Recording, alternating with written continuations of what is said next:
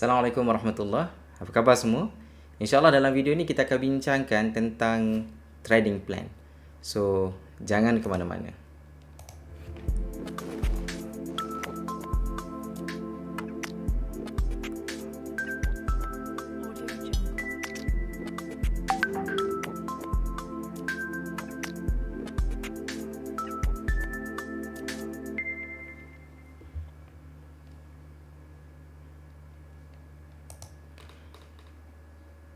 Okay, so dalam video ni insyaAllah kita akan bincangkan tentang trading plan yang mungkin ramai orang dah share tentang trading plan. Cuma kalau anda mengikuti video ni daripada awal sehingga habis, insyaAllah saya percaya ada perkara baru yang anda akan belajar daripada perkongsian kita pada kali ini. So sebelum kita meneruskan kita punya sesi pada pagi ni, so first kali kita buat disclaimer dulu. So, I'm not a financial advisor. Saya bukanlah orang yang berkelayakan untuk memberi nasihat keuangan kepada anda sekalian. So, ini adalah tujuan kita berkongsi ini hanyalah untuk, orang kata, untuk educational purpose only. Tidak ada sebarang buy call. Okay, so you have to be responsible lah with your own decision. Okay, kena bertanggungjawab lah dengan keputusan pelaburan anda masing-masing. Baik. Alright. So, kita mulakan dengan satu kata-kata yang diungkapkan oleh Benjamin Franklin. Okay, saya tak tahulah sama ada ini kata-kata beliau ataupun sebab ramai orang yang sebut perkara yang sama. Kata Benjamin Franklin, dia kata, if you fail to plan, you are planning to fail. Okay, kalau kita gagal merancang, okay, kita sebenarnya merancang untuk gagal. If we fail to plan, we are planning to fail. Kalau kita gagal merancang, kita sebenarnya merancang untuk membuat kegagalan. Okay, sama juga dalam konteks bila kita trading ataupun investing, kita perlu plan. Bila nak masuk, bila nak keluar, apakah orang kata risiko-risiko yang kita kena tanggung, apakah mungkin reward yang kita anticipate. Okay, so ini perkara-perkara yang perlu kita, orang kata, perlu kita consider lah bila kita terlibat dengan pelaburan saham terutamanya. Okay. Now, bila kita bercakap tentang trading plan, sebagaimana saya sebut tadi, ada dua benda basically yang kita perlu consider sebelum kita pergi detail berkenaan dengan trading plan. Yang pertama sekali adalah risk and reward. Okay, so kita kena consider apakah risk dulu. Okay, yang penting sekali kita kena tanya diri kita apakah risiko yang kita sanggup tanggung sebelum kita membuat apa-apa sahaja keputusan dalam pelaburan. Okay, so sebelum kita masuk mana-mana kaunter ataupun mana-mana produk pelaburan, kita kena tanya risiko dulu sebelum kita tanya apakah peluang ataupun potential reward yang kita akan dapat daripada tindakan kita melabur dalam instrumen tersebut. Okey, so sebolehnya kalau boleh kita jangan cari peluang ataupun entry yang mana dia punya risk dan reward dia lebih kurang sama. Okey, katakanlah risiko kita sanggup tanggung 10%, tetapi reward yang mungkin berpotensi dari segi teknikal analisisnya mungkin hanya 10% juga. So secara personal saya tidak akan masuk ke kaunter-kaunter yang orang kata dia punya risk and reward ratio-nya hanyalah 1:1. Okay, mungkin adalah di luar sana yang mencadangkan 1:1, it's okay. Tapi bagi saya kalau kita nak generate profit, okay, sebab dalam saham ni kan banyak kaunter. Okay, di bursa Malaysia lebih daripada 1000 kaunter. Jadi yang patuh syariah dalam 900 lebih. Dekat 1000 kaunter. Dalam 700 lebih ke dekat 900 lebih? Anda buat kajian balik lah. Okay, kalau maksudnya dalam beratus-ratus kaunter yang orang kata patuh syariah, khususnya kepada rakan kita yang Muslim. Okey, patuh syariah takkanlah orang kata kita nak cari kaunter yang mempunyai reward yang sedikit. Okey, berbanding risiko yang tinggi yang kita sanggup tanggung. Kalau risk and reward ratio sama, baik kita invest dalam instrumen lain yang orang kata memberi pulangan yang lebih terjamin, ASB ke, unit trust ke dan sebagainya kan. Jadi dalam saham ini sama juga, kalau boleh kita cari counter-counter yang memberi potensi reward lebih tinggi berbanding risiko yang kita nak tanggung. So that is a very important message yang saya nak anda renungkan sebelum kita belajar tentang trading plan. Baik, ini slide yang sangat penting yang saya akan tunjuk kepada anda sekalian berkenaan dengan trading plan. So trading plan basically dia ada 3 istilah ataupun 3 benda yang kita nak kena consider. Okey, yang pertama sekali apa yang dipanggil sebagai entry price. Entry price ni merujuk kepada harga masuk. Okey, kita nak beli sesuatu saham itu, berapa harga dia. So kita kena tahulah. Okey, itu yang dipanggil sebagai entry price ataupun dia punya singkatan dia EP lah. Okey, entry price. Seterusnya target price. Okey, target price ini merujuk kepada reward kita.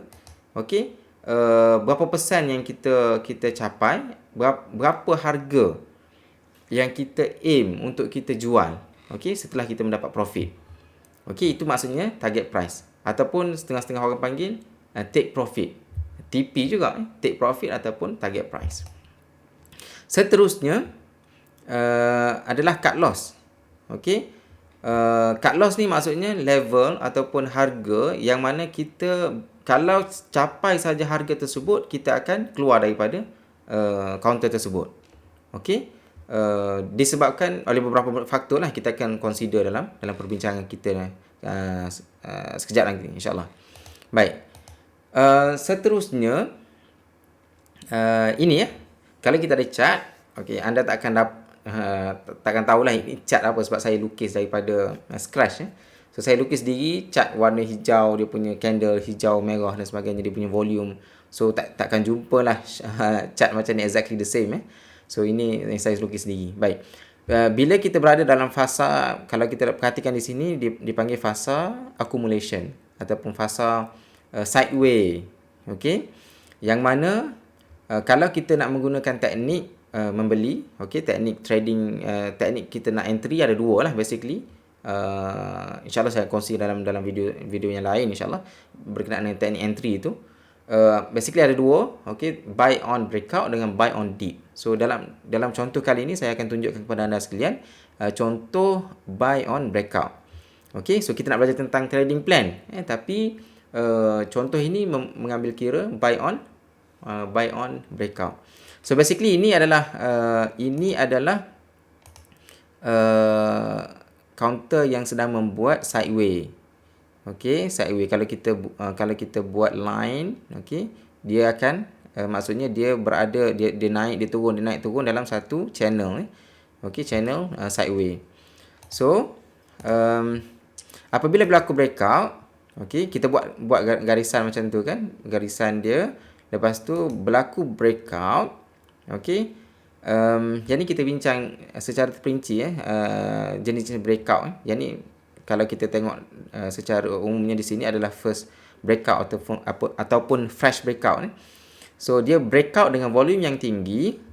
So katakanlah bila petang tu kita nampak dia berlaku breakout, lepas tu dia dengan volume yang tinggi, so kita masuk. Kita beli dengan harga tertentu lah. Harga dekat atas tu line warna biru itu. So yang ni yang dikatakan sebagai entry price. Okey. Yang ni kita bincang detail lah bila masa kita nak masuk dalam video yang sebelum ni teknik breakout jenis-jenis breakout dan sebagainya kita bincang sebelum ni. Jadi bila kita masuk, yang telah dikatakan sebagai entry price. Okey, sebelum kita masuk, yang ni kita dalam peringkat plan lagi, kita tak masuk lagi. Tapi kita plan nak masuk, sebelum kita tekan button buy, okey, apa yang paling penting tuan-tuan? Sebelum kita tekan button buy, kita kena tanya diri kita dulu, apa risiko yang kita sanggup tanggung? Okey, so dalam konteks ini, dalam contoh ini, mungkin kita letakkan risiko kita adalah di situ. Okey, dia punya previous support. Okey, nampak 2-3 candle itu melantun di atas satu garisan, garisan yang mungkin kita tak nampak secara fizikalnya. Okey, kalau kita buat line macam tu, seolah-olah 3 candle itu melantun di atas support tersebut lah. Okey, iaitu support di sini.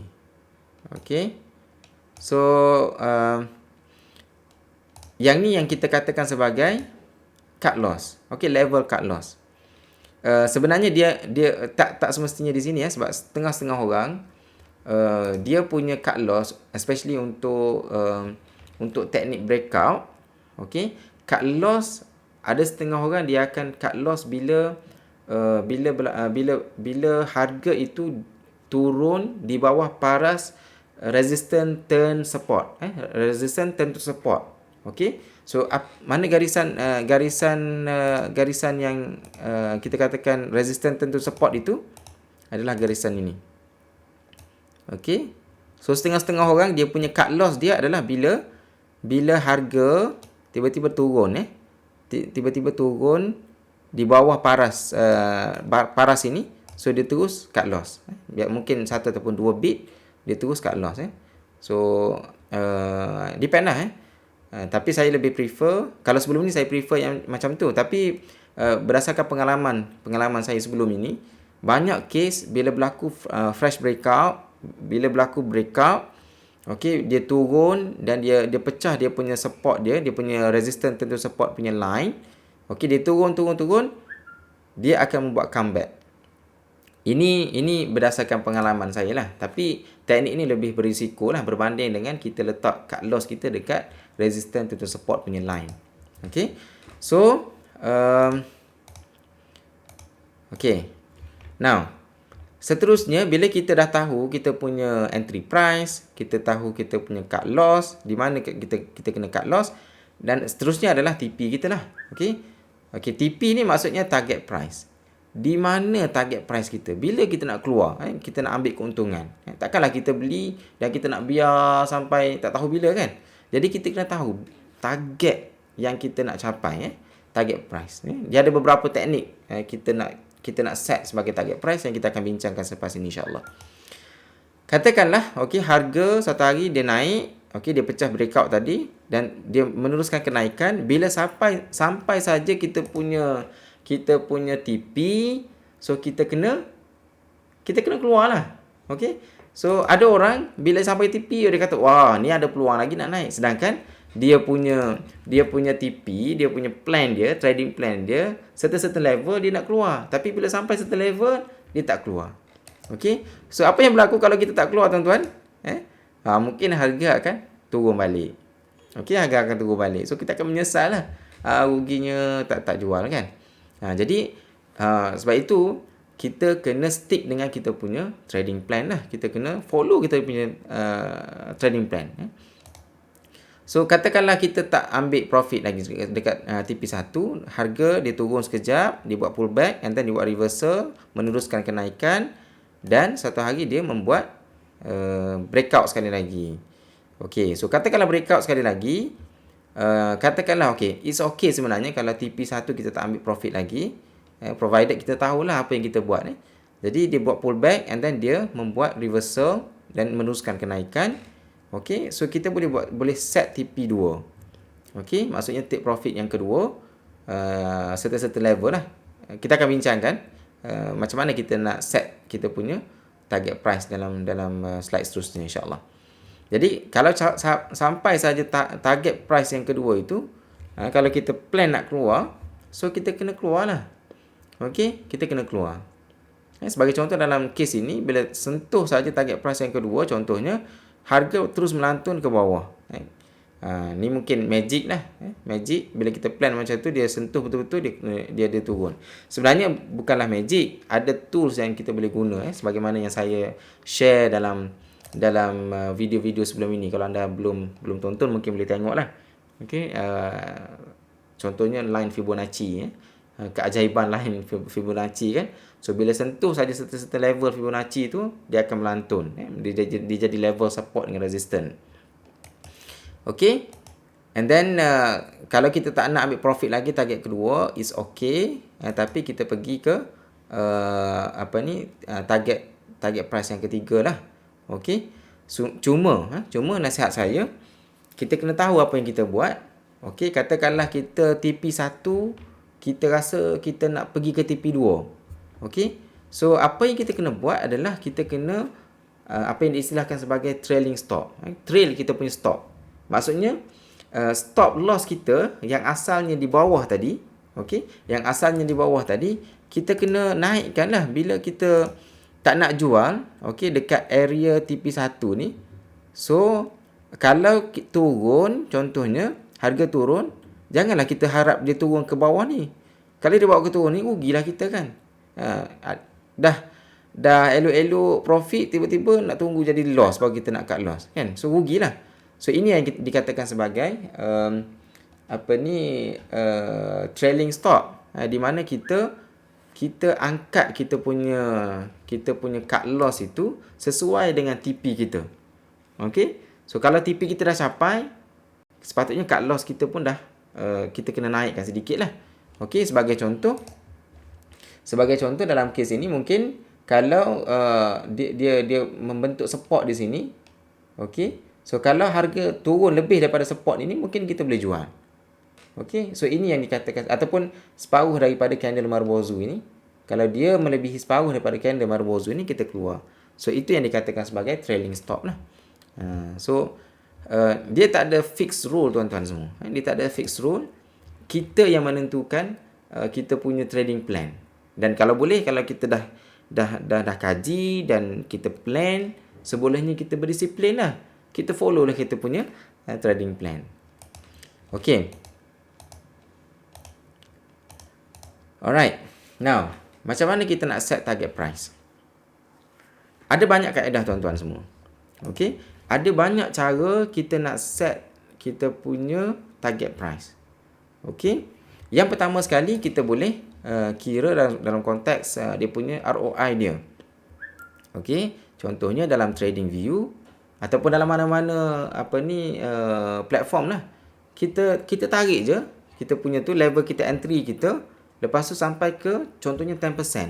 Kita nak target 10%, so kita nak keluar lepas kita dapat 10%. So itu teknik yang pertama lah, iaitu teknik kita kira kita punya percentage ROI kita, berapa persen kita dapat. So capai saja ROI, kita keluar. So teknik yang pertama. Yang kedua adalah teknik risk and reward ratio. Okey. Kalau kita calculate contohnya kita punya risk dekat bawah tadi. Okey. Contohnya risk dekat bawah ni. Okey, risk kita sama dengan reward yang kita harapkan. Okey, contohnya level dekat sini, kita entry dekat sini, and then dekat sini kita take profit. Bila ukur yang kita punya TP dengan kita punya cut loss ni, dia punya persen dia sama. Okey, yang tu kita katakan sebagai dia punya risk reward ratio dia 1:1 lah. Okey, 1:1. So sebolehnya kita tak naklah cari counter yang 1:1 ni tuan-tuan. Okey, sebolehnya kita carilah reward yang 1:2. Risk dia 1 tapi reward dia 2. Kalau risk dia 10%, reward kita, potential reward adalah 20% contohnya. Ataupun kalau risk kita 5%, okey, kita nak kita punya TP kita, reward kita adalah 15%. Maksudnya 1:3 lah. Itu kaedah yang kedua untuk set TP. Yang seterusnya adalah kita tengok previous resistance. Okey. So bila kita masuk, bila kita set kita punya entry price, kita tengok ke sebelah kiri chart itu. Di mana previous resistance yang ada. So itu boleh dijadikan sebagai level untuk kita take profit ataupun target price kita lah. Okey. Seterusnya Fibonacci levels, yang ni sebagaimana yang kita bincang dalam video-video sebelum ni. Okey, berkenaan dengan Fibonacci ni, so macam mana kita nak lukis, apa dia punya teori sebaliknya, kita bincang secara detail dalam video sebelum ni. So Fibonacci level juga boleh dijadikan sebagai level untuk kita take profit ataupun kita punya TP lah. Okey, so anda kena mahir menggunakan Fibonacci sebelum kita jadikan Fibonacci level ini sebagai kita punya level untuk take profit. Okey, and then seterusnya ada chart pattern. Chart pattern ni contohnya Yang ni kita akan bincangkan dalam video seterusnya, video-video seterusnya lah insyaAllah. Kalau saya ada masa, kita akan bincangkan tentang chart pattern. So, apa target price? Bila kita ada chart pattern, dia ada dia punya projection dia, target price dia, X to X, dia punya target, X to X target. So, macam mana jenis chart, macam mana nak lukis, macam mana nak project dan sebagainya, kita akan bincangkan dalam video-video seterusnya, InsyaAllah kalau saya ada masa. Chart pattern, okay. Seterusnya adalah moving average.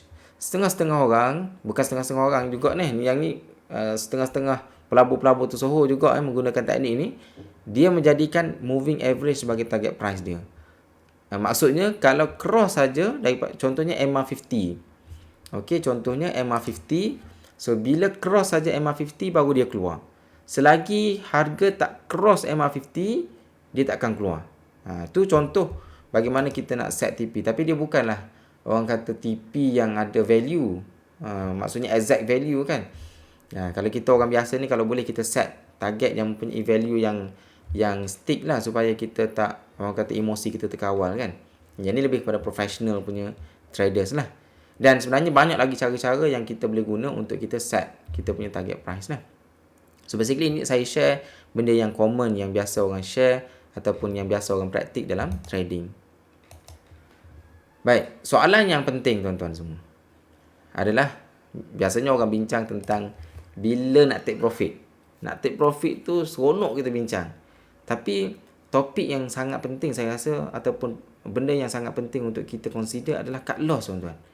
Sebab cut loss ini yang menentukan sama ada kita ini buat untung ataupun tak. Okey, ramai orang yang terlekat dalam saham ini, yang rugi dalam saham ini kerana dia tak berdisiplin. Dia masuk betul dah mungkin. Dia belajar teknik breakout, teknik buy on dip, betul dah cara masuk. Tetapi tak ramai orang yang tahu cara nak keluar. Masuk pandai tapi tak tahu nak keluar. Okey? Dan lebih teruk, orang yang belajar trading plan, memang buat trading plan tapi dia langgar juga tuan-tuan. Okey, yang tak belajar tu mungkin tak apalah. Tapi yang kita yang belajar-belajar ni, kalau boleh kita elakkan lah. Kalau kita dah set kita punya cut loss level kita, okey, kalau boleh bila sampai saja level tersebut, harga turun melepasi level tersebut, so jangan persoal banyak, cut loss saja tuan-tuan. Jangan risau. Kalau tak ada untung dalam counter tersebut, ada banyak counter-counter lain lagi yang sentiasa memberi potensi ataupun memberi harapan yang lebih bagus kepada kita. So switch je lah counter. So jangan kita, orang kata, buat hope analysis. Tak apalah harga turun, insya-Allah harga naik balik. So yang tu yang ramai yang terlekat di puncak tu.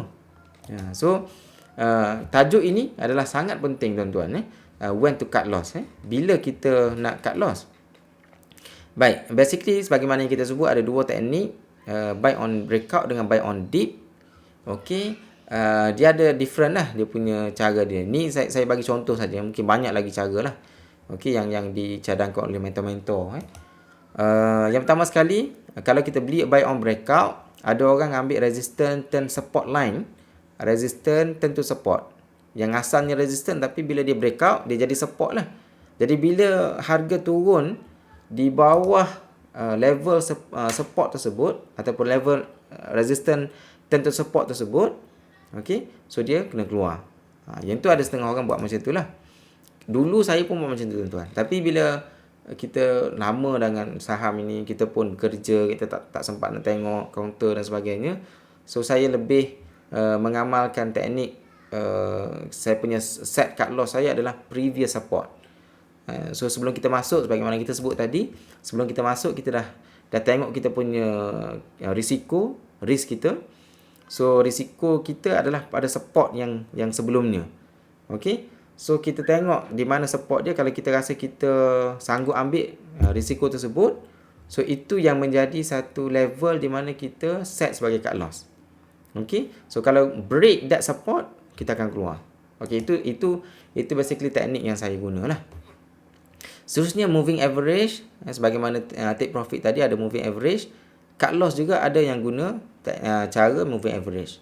Okey, katakanlah saham itu trend menaik, Okey, tiba-tiba dia membuat penurunan dan turun dia tu pecah dia punya support dynamic punya trend line, iaitu EMA ataupun moving average lah. So ada orang yang mengambil orang kata pendekatan EMA ini sebagai decision dia untuk keluar daripada mana-mana counter. Okey. Fibonacci level, alright. So sebagaimana yang kita bincang dalam video sebelum ini, contohnya kita counter uptrend, dia membuat reversal, and then selepas dia uptrend, dia buat pullback, and then dia buat reversal. So kita tarik Fibonacci, and then kalau sekiranya harga sekarang ini berada di atas Fibonacci 32.8 contohnya. So kalau break that 38.2, kita keluar. Itu juga salah satu cara untuk kita set kita punya cut loss. Okey, seterusnya percentage ada juga. Okey, bila kita masuk, kita tarik kita punya kita punya risiko, alright, ROI kita kalau negatif, contohnya more than negative 10 ataupun more than negative 5%, so kita keluar. Ada juga orang cara buat macam tu. Okey, so depend lah kepada kita punya preference kita lah. Okey, berdasarkan pengalaman kita, dan juga kalau orang biasa analisa yang lebih detail, contohnya volume price analysis, volume at price, so mungkin itu akan mempengaruhi kita punya decision untuk meletakkan cut loss kita lah. Okey, kalau kita buy on dip, okey, kita boleh guna previous support juga sebagai kita punya level cut loss. Kita boleh guna breakout moving average. Okey, typo ada 2 kali.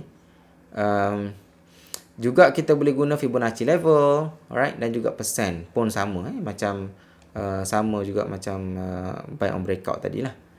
Alright.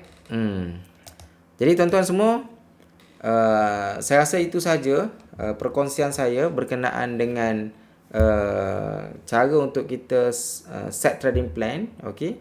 So saya harap perkongsian saya ini memberi manfaat lah, khususnya kepada rakan-rakan kita yang masih tercari-cari rentak dalam kita melabur saham ini.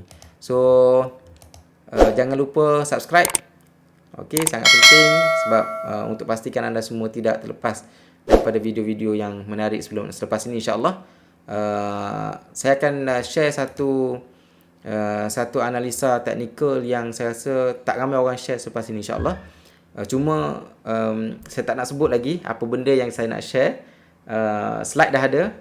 InsyaAllah saya akan share dalam seminggu 2 lagi. Saya cuma cari masa yang free sikit untuk saya share dengan anda semua. So make sure anda subscribe dan pastikan tekan loceng supaya anda tidak terlepas video tersebut. Jadi saya rasa itu sahaja perkongsian kita pada hari ini, insyaAllah. Terima kasih. Assalamualaikum warahmatullahi taala wabarakatuh. Jumpa lagi.